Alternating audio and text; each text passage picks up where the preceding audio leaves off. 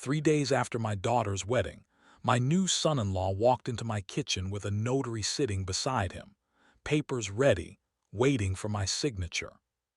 He had no idea I already knew exactly what he was after. My name is Robert Hayes. I'm 61 years old and I live in a quiet suburb outside Columbus, Ohio. Until a few months before this all happened, I was just a retired shop teacher who spent his mornings tinkering with an old pickup truck in the garage. Nobody at the hardware store looked twice at me. Nobody knew what was sitting quietly in a bank account with my name on it. And that's exactly how I wanted to keep it. Settle in, because this story goes somewhere you won't expect. My father, Harold Hayes, was more of a stranger to me than a dad for most of my life. He built a lumber and building supply company from nothing back in the 1970s, and by the time I hit high school, he had trucks running across 3 counties and a house on a hill that looked down over everyone else. He wanted me to take over the business one day. I wanted to teach teenagers how to read a blueprint and run a table saw. He never really forgave me for that.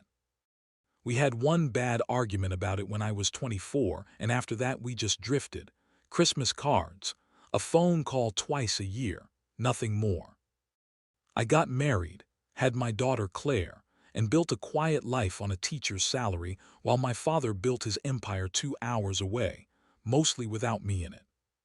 He met Claire maybe a handful of times in her whole life. He sent a check on her birthday every year and nothing else. I told myself I didn't care. That was a lie I got very good at telling. Then one Tuesday morning in March, I got a call from a law office downtown. My father had died in his sleep at 84. Heart gave out, no warning. I sat in my kitchen holding the phone long after the call ended, not sure what I was supposed to feel about a man I barely knew anymore. Sadness came eventually. But so did something else, a strange, heavy curiosity about what would happen next. I had no idea yet how much that next week would change my life. The reading of the will happened 8 days later in a small office with dark wood paneling, run by a lawyer named Arthur Bennett who'd known my father for 30 years. I expected maybe some old tools, a few boxes of photographs. I did not expect Mr. Bennett to slide a folder across the table and tell me my father had left me everything. The house. The remaining shares from the business he'd sold 2 years earlier. The investment accounts, all of it. Once the estate settled and taxes were handled, he said the number quietly, like he was handing me a live wire. Just over $9 million. The room went silent except for a clock ticking somewhere behind me. I asked him to repeat it, not because I hadn't heard him, but because my brain refused to accept it the first time. He also mentioned there was a letter, sealed, handwritten, just for me. I didn't open it there. I folded it into my jacket and drove home in silence, both hands gripping the wheel. That night, alone at my kitchen table, I made a decision that would shape everything after it. I wasn't going to tell anyone. Not my ex-wife, not my friends from the shop, and especially not Claire, who was 3 months from her wedding day. I told myself it was temporary, that I just needed time before money changed how people looked at me. I had no idea yet how right that instinct would turn out to be. Claire had been dating a man named Marcus Dell for almost 2 years by the time my father passed. Marcus was 29, worked in what he called business development, which as far as I could tell meant he sold something to somebody but never explained exactly what. Good haircut, good handshake, always complimenting my truck or my garage. The kind of charm that works great for 5 minutes and starts feeling thin after an hour. Claire was head over heels, and I really did try to be happy for her. But something about the way Marcus asked questions never sat right with me. Before I even knew about the inheritance, he asked me once casually over a beer on my back porch whether my father and I were close and whether we ever talked about family money. I laughed it off. He nodded slowly and changed the subject. but he circled back to a version of that question a month later, wrapped inside a comment about Claire's college fund. When they got engaged that spring, right as my father's estate was still being finalized, Marcus started dropping little comments at family dinners about setting up their future the right way and protecting what mattered. I told myself I was being paranoid. Young men planning weddings think about money and stability. That's normal. But some quiet part of me had already started paying closer attention. And once you start noticing a pattern, you can't stop seeing it. Wedding planning became its own pressure cooker that summer. Marcus wanted a vineyard venue 40 minutes outside the city, the kind of place that charges more for one Saturday than most people make in 2 months. Claire kept apologizing to me about the cost, insisting they'd find a way to manage it themselves. And every time she said that, something in my chest twisted tighter. I had $9 million sitting quietly in an account, and my daughter was doing math on a napkin to afford flowers. I quietly covered a good chunk of the wedding costs myself, wiring money directly to the venue and caterer, telling Claire it came from savings, and a small life insurance payout from her grandfather. Not exactly a lie, just not the whole truth. Marcus, for his part, seemed very interested in exactly how those payments were being made. He asked Claire more than once who was handling the deposits, whether her dad had come into some money recently, phrased like a joke, but his eyes weren't joking. Claire brushed it off, calling me a generous father who'd been saving for this day her whole life. I let her believe that, too, because it was easier than opening a door I wasn't ready to open. Looking back, I can see exactly how carefully Marcus was laying groundwork. At the time, I told myself I was overthinking a nervous groom. I was wrong, and I'd find out exactly how wrong soon enough. The wedding day itself was, honestly, beautiful. Claire looked just like her mother did on our wedding day 30 years earlier, and for a few hours I let myself just be a proud father instead of a man sitting on a secret worth, a small fortune. String lights in the trees, everyone laughing. Marcus's mother, Sharon, a sharp woman with a habit of complimenting people in a way that also sounded like an insult, cornered me near the bar and said out of nowhere, "It's such a relief Claire has a father who can help them get started right."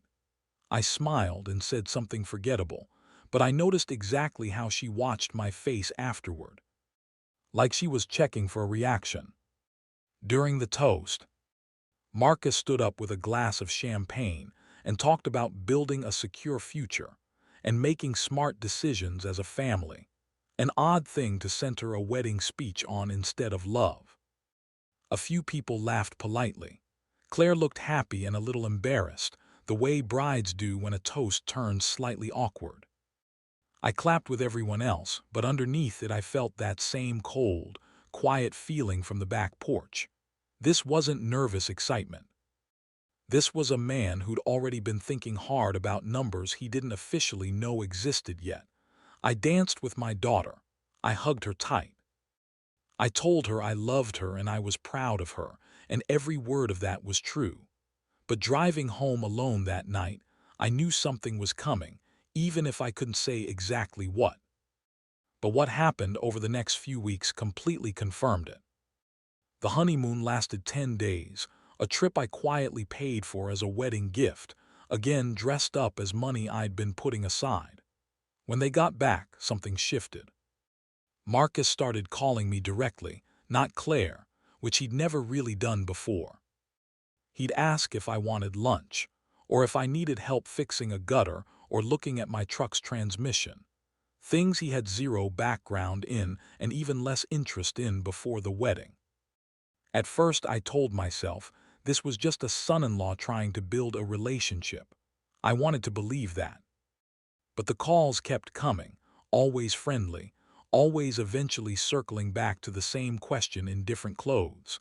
How was I doing financially since retirement? Did I have a good system for managing my accounts? Had I thought about consolidating things so they'd be easier to track as I got older? He asked it all with a smile in his voice, the way you'd ask about someone's garden. But I'd spent 30 years teaching teenagers, and you learn fast how to spot a kid buttering you up before asking for something bigger. Marcus was doing the exact same thing, just with better grammar and a wedding ring. One Sunday, he showed up unannounced with a six-pack of the beer I liked, sat on my porch for 2 hours, and steered the conversation no fewer than 4 times toward protecting assets for the family. I nodded along and gave him nothing. But that night, sitting at my kitchen table again, I admitted something to myself. My son-in-law knew. I needed to know how much and how he'd found out. So I called an old friend, Danny Reyes, who I'd taught alongside for 20 years before he left the classroom to do part-time investigative work, mostly background checks for small businesses. I laid out the whole thing over coffee, my father, the will, the 9 million, Marcus's questions creeping in earlier and earlier. Danny wasn't surprised.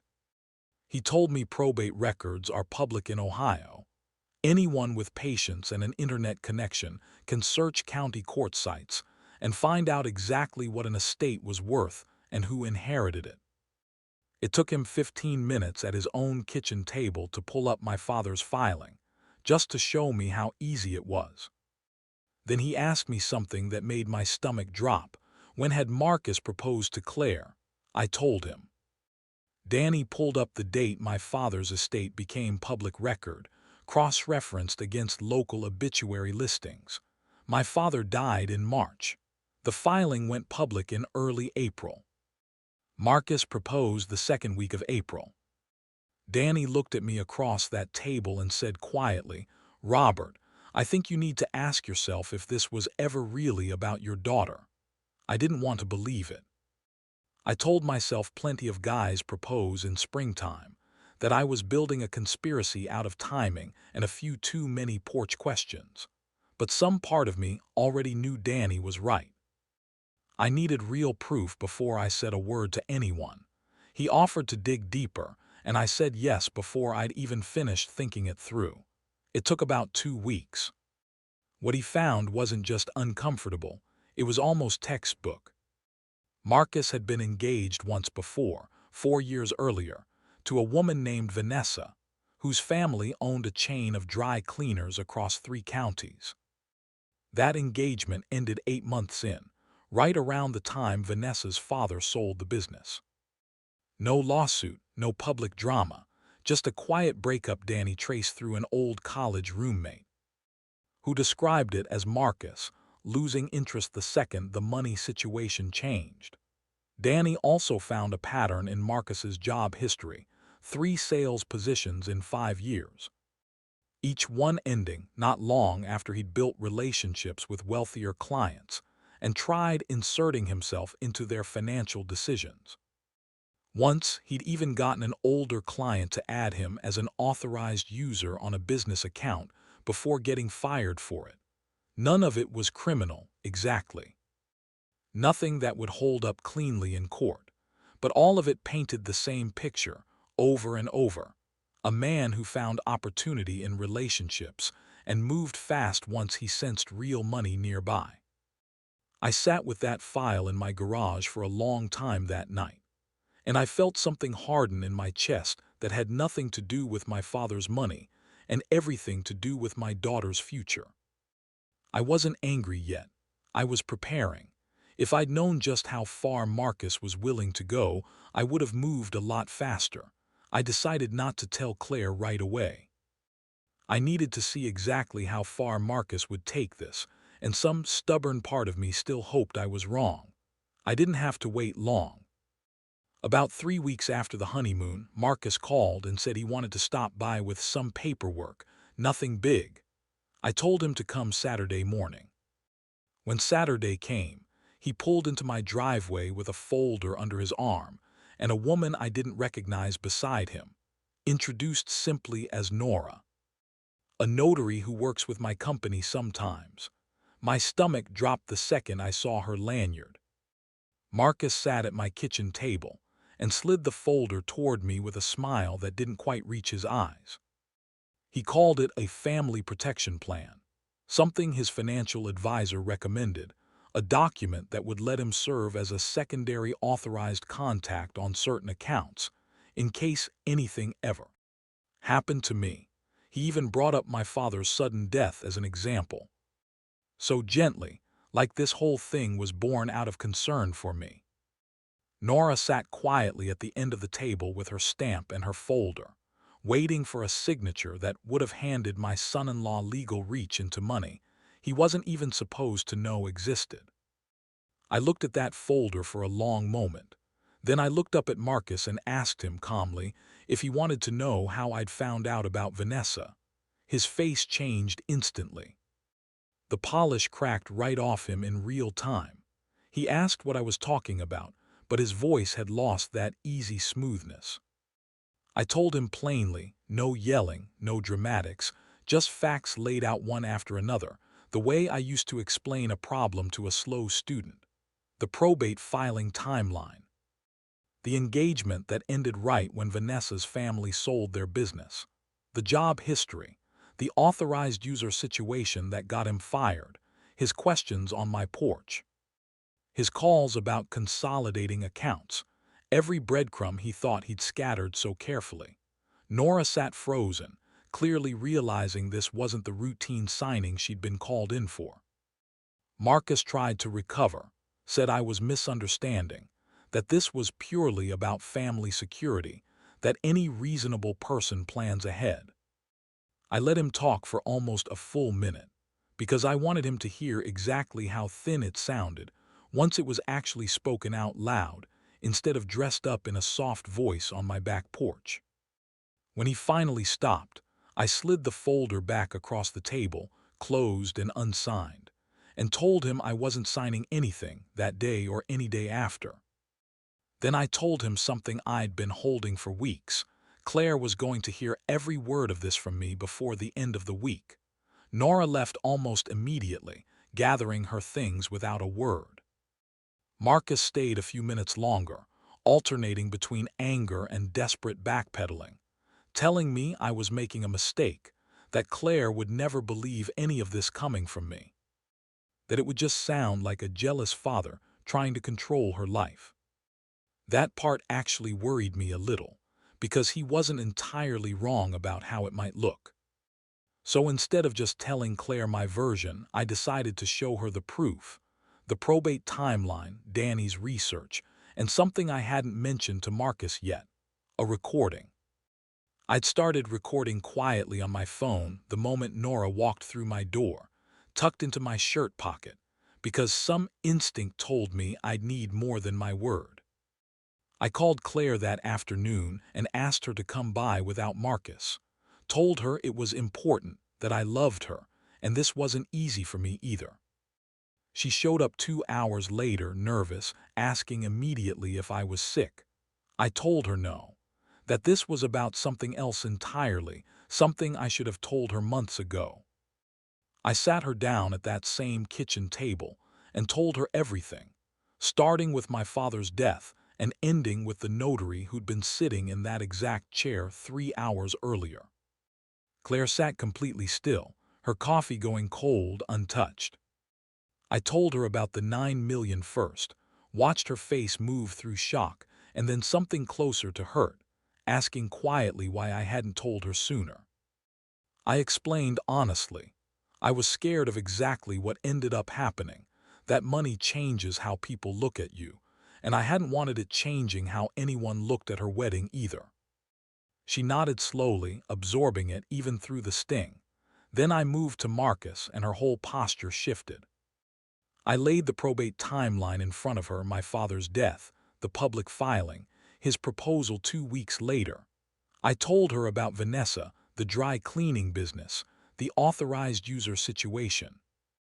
I played her a short piece of the recording, just enough for her to hear his voice explaining the family protection plan to a notary he'd brought without asking me first.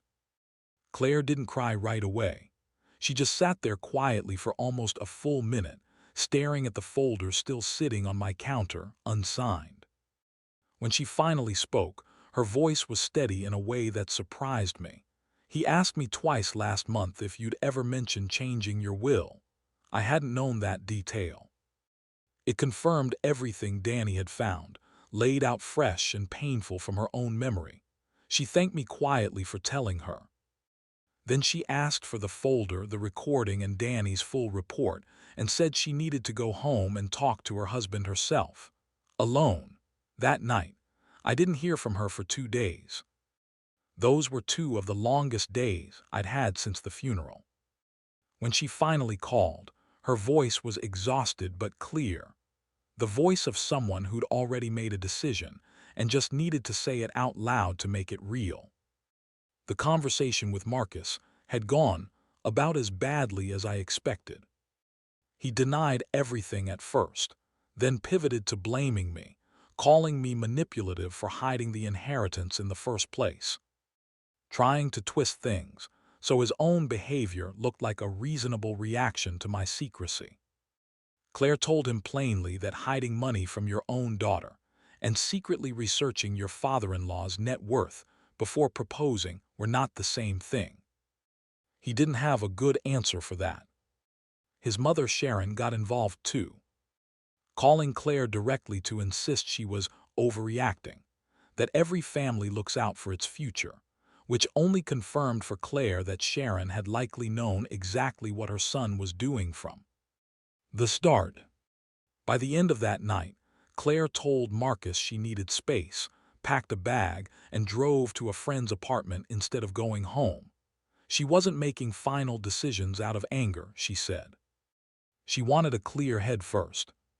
But something had broken that she didn't think could be repaired, not after seeing that folder. Not after hearing his own voice on the recording, explaining himself to a notary like it was the most normal request in the world. I told her I was proud of her for handling it with a clear head instead of rage. She said something back that stuck with me since. You protected me before I even knew I needed protecting. 3 weeks later, Claire filed for an annulment. Her lawyer explained that given how quickly things had unraveled, and the clear evidence of what he was after before the marriage even happened, it was a cleaner path than a lengthy divorce. Marcus didn't fight it much once he realized the recording and Danny's report existed as documented evidence. He understood dragging this out publicly would only make him look worse. Sharon called Claire a handful more times trying to smooth things over, but Claire had stopped answering.